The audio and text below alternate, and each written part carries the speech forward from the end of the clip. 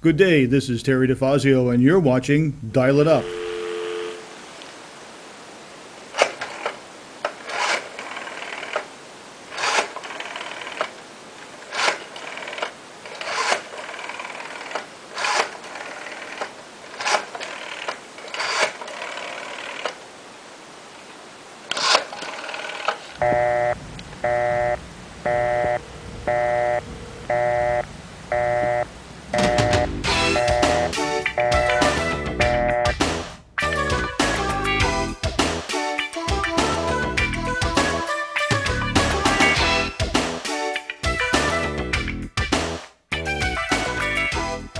Today, my guest is a frequent flyer, Ms. Amy Hornblas. Good to see you again, Amy. Good to see you. Now, you are a health educator, and you're the author of the Vermont Mask Survey. So tell us, how is that survey going? Yes, well, last July I started the survey, going around the state, hanging posters, asking people to turn in to complete a survey they could find online. To tell us about the difficulties they may be experiencing wearing masks. You know, because since masks were being promoted by the government and by stores, and part of the reopening plan was that stores had to require or post signage requiring masks of their customers and of their employees. All staff had to be trained on their use. And we hadn't really been looking at how they're affecting people. So I started a survey to start gathering, evidence that Vermonters were experiencing, the expected negative health results of wearing masks. And so I started that last July, and in June 1st, I am publishing my final results. And when is that going to be published? It should be on the website today. Okay, yep, good. I've just got a couple of little edits to make, and it'll be up there for people to see. As Don Cherry used to say, all of you people out there need to get on and you need to see this survey. A lot of time and energy went into this, and you should see it. So what did some people seem a bit angry over these mask mandates, or what was their reaction in general? Right. Well, so I received 82 responses, Okay. Which is right in line with what you would expect. I hung up about 82 posters, and I got about 82 responses, which is actually a really high rate based on other advertising rates of response. And so about 30 of them were from people who were experiencing difficulties. About 30 of them were from people who were not experiencing many difficulties at all, and about 12 were from people who never experienced difficulties. And so I divided those results up in the survey, and you can see, because for people who were experiencing difficulties, they were experiencing 3 or more difficulties every time they wore a mask. So the level of suffering in that group was really high. It was really amazing how the responses completely matched the research. I had representation from a person with hearing impairment, how it was affecting them, from a nurse who also talked about how patients are being asked to wear them or being made to wear them, even when they're on an oxygen requirement in the hospital, a construction worker who can no longer find the equipment that they need to protect them from fibers and things in the workplace and construction. From people with disabilities, post-traumatic stress disorder, COPD and asthma, elders, people with headaches, people with skin problems, all at the same rates that you would expect in the research. It was really amazing. So even though it was a small sample, it was directly in line and validated not only by the research that's already been done, but by the research that's being done now on their use in the community, because this is the first time we've ever used them in the community. And of course, we need to be researching how that's affecting people. This is an experimental medical intervention that is being recommended to everyone. I found evidence that the Asthma Association is advising that everyone can wear these. The Journal of the Medical Association is saying, instead of giving people exemptions, you need to be more concerned about people faking and asking for exemptions who don't deserve them. But if you go into OSHA standards, which I've included in here, OSHA standards, if you are going to require your staff to wear a respirator, which includes a dust mask, a half-face mask, like we're talking about, they are 90% of the respirators that are sold are just that kind. You need to also be supervising their use. addressing any of these harms and remedying them. You don't say, oh, you're having difficulty breathing, oh, well, that's what it's like. No, you need to remedy that. People need to pass a medical survey, a medical questionnaire, and if they say, yes, I have asthma, or yes, I have COPD, or yes, I have claustrophobia, you need to get them checked. You have to offer medical examination for them and follow up with them. And we need to be proving that there's a hazard in the atmosphere to require the respirators. None of this is being done, Terry, in the use of them in the community. So it's very concerning. Which leads me to my next question. By the way, yesterday I was at physical therapy, and at my stage, I can do a lot of things that most people at 5 weeks can't do. Yeah. Like they put me on bungee cords, and I went almost all the way across the room with it. I mean, I really had the thing going. But I was breathing so heavy, I just looked at her and I said, I'm taking this thing off my nose. She said, fine. They were asking you to do that with a mask Yeah, it was on. in the hospital, of course. And see, so I put a section in here on exertion. Okay, so what happened was I took the initial results that I got up until October. And I just thought, gee, I've got enough here, enough to show that people are suffering. I just need to get this word out, and people are going to care, right? Our government officials are going to listen and start working on this. Our local boards and select boards and school boards are going to consider this and at least try to remedy these harms. Well, what I found was people, no, that doesn't work, and that leads me to two more questions. First of which is, why do you feel people still continue to wear masks outdoors or even alone in their cars? We even saw, last week my wife and I even saw someone on the bike path, alone, on a bicycle, with a mask on. Right, and I do have a whole section here on exertion and biology and how. But why do you think people are still doing this? It's counterintuitive. Well, I've actually tied it in my conclusion here. I've tied it to tobacco use a little bit. If you think about it, it was very popular. I even include some advertisements, where the doctors and the scientists and university studies were saying it will not harm your throat. It causes no problems. And so I include a section on media literacy too, and that's what a lot of my background is teaching media literacy. I'm a health educator. My job all along, whether I've been doing violence prevention or tobacco prevention or HIV prevention, which I've done all of that stuff, is to just inform people, bring the information. I trust that people are curious and they want to know, and I trust that people are interested in their own health and they'll make the right decisions. And so people just aren't able to hear the information. There's been a fear. When people are afraid, they can't be curious. Yeah, or you have to feel they hear safe. what they want to hear. And then then you're looking for confirmation that I'm right, confirmation that I'm smarter than other people, confirmation that there is a pandemic, because, and I didn't put this in the report, but people benefited from this Of course they did. pandemic. Not everybody lost. There's a lot of PPE money companies got, individuals maybe didn't have to pay rent. Their landlords aren't kicking them out while there's an emergency. We're getting checks in the mail. We get that. A lot of it, what I found in the survey was, social recognition. The Vermont Department of Health also did a survey last spring, and they got over 600 responses, and people left little comments about why they either do or do not, wear a mask. And it was really telling in there that people are doing it, one, to protect others, which, maybe that's true. I go into that, the costs and benefits. And for two, part of it was to be part of the group and to avoid criticism. Yeah. 65-year-old men and women. We have 65-plus-year-old men and women in our communities going around with masks on, even though they have health conditions that could be exacerbated by this mask, because they want to avoid public ridicule and shunning.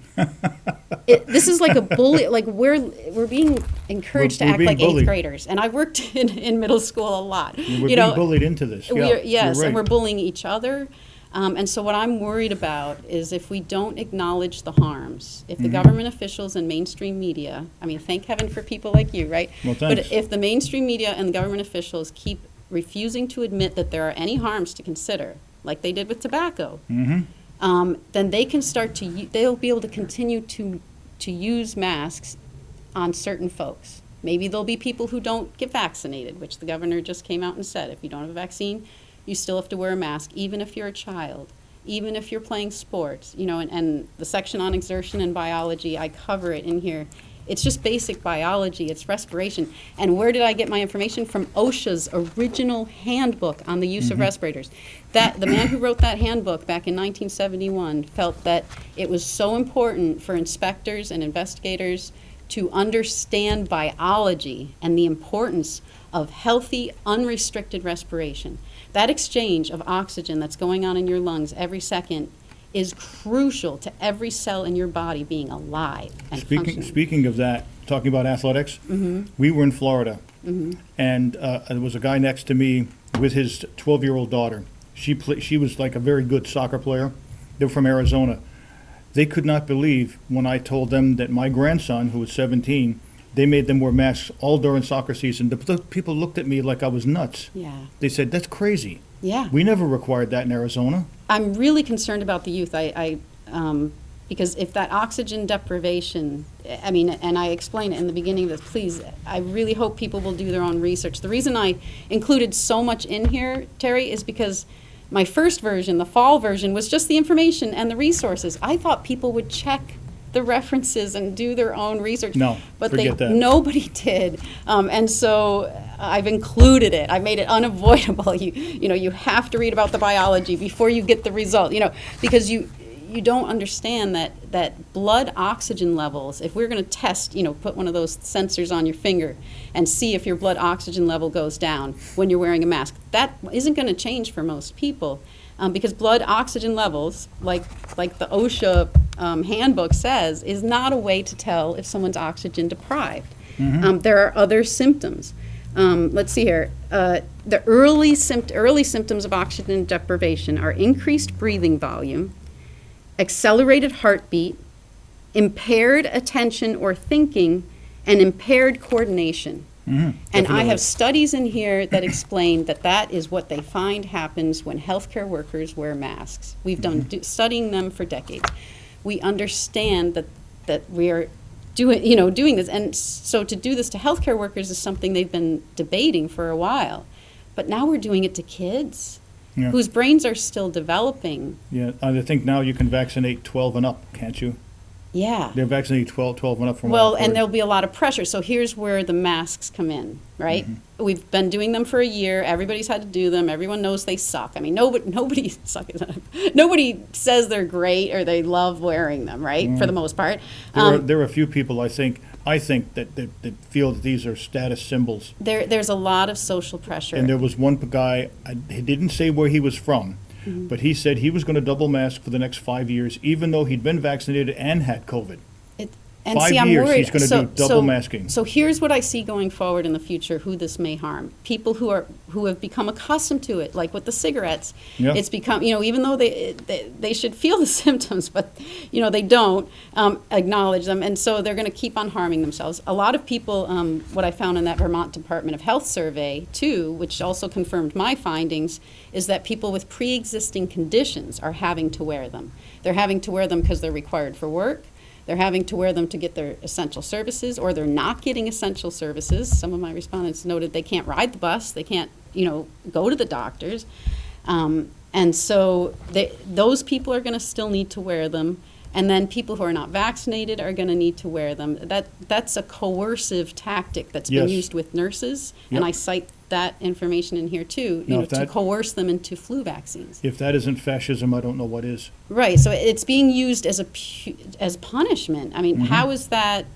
And then people are punishing themselves to prove something. I mean, it's getting really unhealthy, Terry. And unless we start weighing, the benefits against the risks really in a fair way, which the benefits have not been proven. There's no conclusive evidence. So I have a whole section on science and what is quality science and what types of studies are quality studies and how to read studies. Because what I really want to do, I mean, I'm an educator. I would just want people to learn how to look it up themselves. I mean, don't listen to me. Don't trust a word that I say in here. Look at those references and then look at their references and see if it makes sense and see how many things agree and what types of studies. So I explain different kinds and why some are more valid than others. Mathematical model written by mathematicians, is that going to really give you health advice? No, and You know? if you look at the BMI, that was done by a mathematician who said you should not be using this to actually tell people that they're obese or fit or whatever. Right. But yet,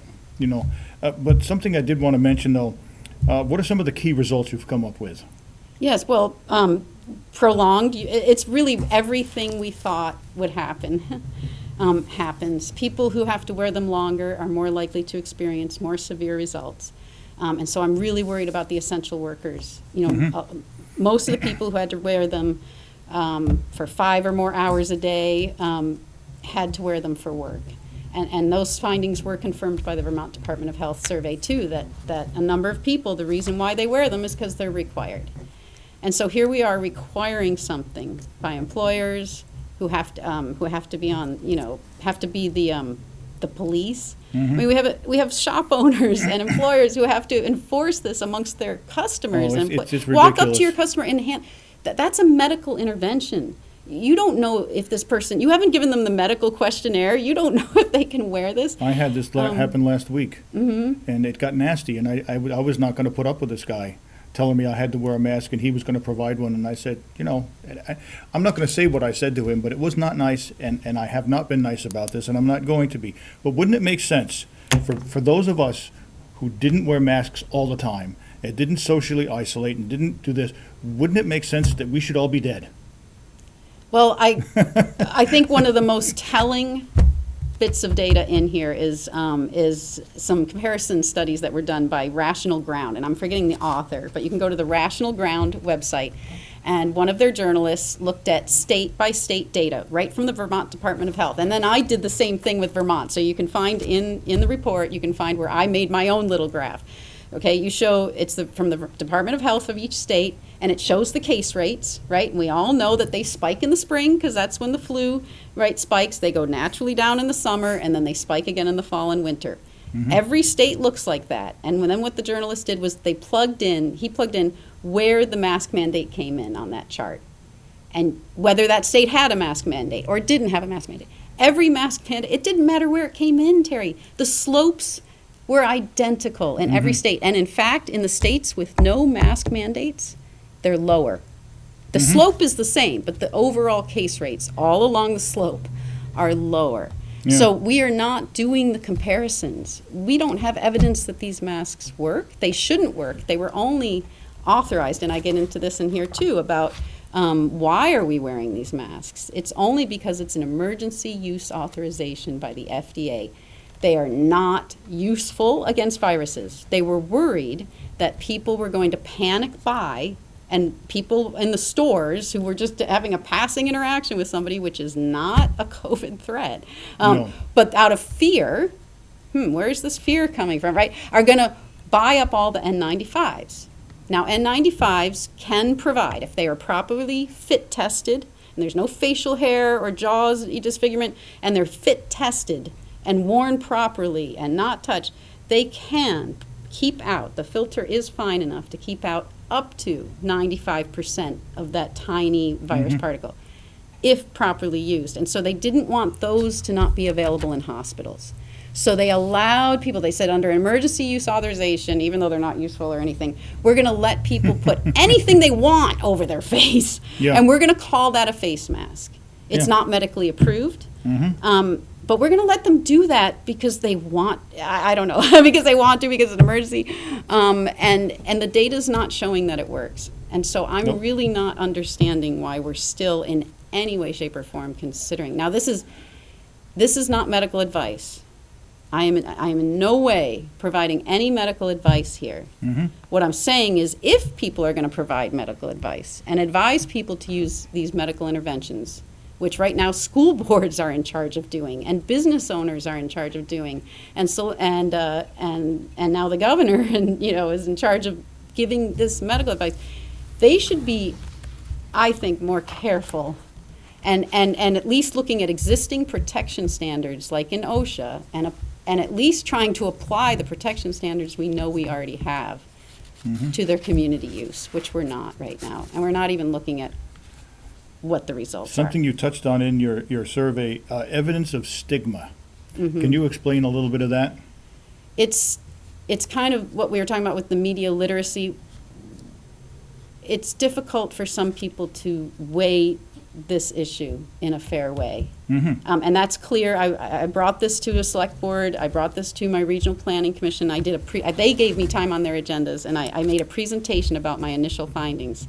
And I cite those meetings in my references. You can go and listen to that presentation. You can listen to the feedback. It's only a 15-minute presentation. And the most vocal feedback that I got, and some of the most vocal feedback I got from some of the survey respondents who don't have trouble, is anger. Anger over even discussing this, that the risk of catching COVID from an interaction that's passing interaction in community setting is so great. There I go with my hands. that we have to stifle our breathing of everybody. And that's just not realistic. I know people who have done everything that the Department of Health, the CDC, the governor, and everybody else, I know people who have done everything and they've still caught it.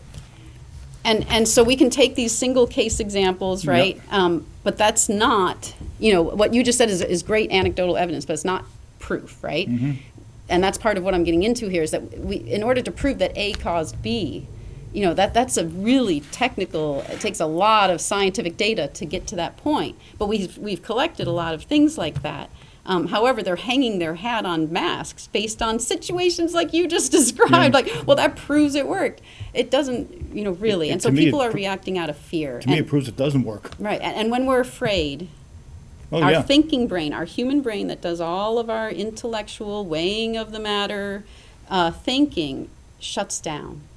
So some people have a bias, I think, Terry, because they're afraid. They're terrified. Well, there's no doubt about that. As a matter of fact, they're even the ones that will point their finger and say, you're being selfish. Right. Well, no, I'm not being selfish. I'm thinking rationally, and you're thinking out of fear. Or anger, which also shuts down. So they're angry. Well, they said, well, such and such a doctor said this, and I tell them the same thing. You can give me 12 doctors that'll say these things work, and I'll find you 12 that say they won't. Right. And it's true. It's absolutely true. And I really feel like voices need to be heard. There are so many people from well-qualified, sources, from well-qualified institutions. In the Journal of American Medical Association last spring, a doctor wrote in to say, this is crazy, these masks in no way are going to work. And we're just not hearing those voices. So that's where it gets back to the censorship.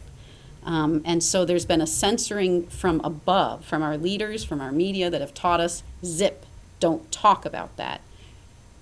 Whether it's because you're afraid, whether it's because you don't want to be labeled as a Republican, whatever, Trump's, there's all these reasons people don't want to consider and weigh the evidence. But in the meantime, like with smoking, people are getting into habits, Terry. They're getting into the habit of wearing it. They're getting into the habit of imposing it on others they feel are a risk. Yeah, that's right. You're a risk to me. You need to bundle up your face and restrict your breathing to your cells. I just tell people, if you're that afraid, stay the heck away from me. Right. Stay away. I don't need you. If you're that afraid, stay away from me. Well, and there's the 6 foot, and Dr. Levine did a study, where he found here in Vermont that wearing masks increased the risk of catching COVID. And this was people were worried about this originally, because what happens, part of it, this is just part of it, there's a lot of reasons for that, but part of it is that when we're wearing a mask, we can't hear each other. Yep. All of our senses deaden. We can't communicate, which is something they've been worried about from the old OSHA days. This is a problem, that we can't communicate. So we get closer. Now we're closer, we're yelling through these things, we're pushing our air out. Now we're starting to cough because our lungs are restricted. I mean, none of this makes any sense. And you can't tell the expression on the person's face. Last week, several times when I was in Burlington, I saw people without masks, and I'm saying, it's nice to see your smiling face again. Yes. But that leads me to one last thing. Yes. I really want to get into this. I saw a clip yesterday. My good friend that does another show showed me this clip. As of last Friday, the governor said that he is extending the state of emergency so that the FEMA money will keep coming in. Yeah, see that it's... And this is all, now it's become all about money. Right, has it always been? We knew that anyway, but I don't understand why people can't get that. It's about, there's greed. Yeah. People are being bought, and the masks were a way to show that there's an emergency, right? Otherwise, you and I walking out of our door for the past year would have had no idea that there was an emergency, right? It's not visible anywhere else except on your screens that you look at all day. But in real life, it wasn't there. So the masks have been a powerful tool of just reminding people every day that we're in this emergency. Otherwise, would we go, the money wouldn't keep flowing. It's like almost, I hate to, it's almost like a charade. And as long as we keep going around and acting the part, but, this is a side note, it's not my business, finances, I'm a health teacher, but my dad taught me how to balance a budget and how to always have a budget before I did anything. And when I wanted to go do something or buy something, he said, where's that money going to come from? Yeah. And so now we've got all this money coming down.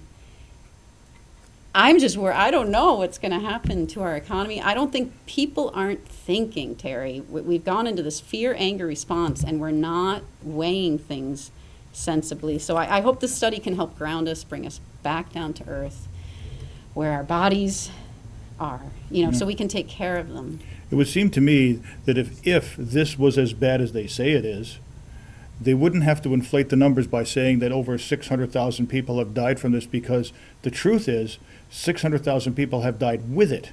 Many people have stage 4 cancer or other problem. A good friend of mine, she was on a ventilator from COVID, but she had untreated diabetes. Yeah. And she had other pre-existing conditions that really put her at risk.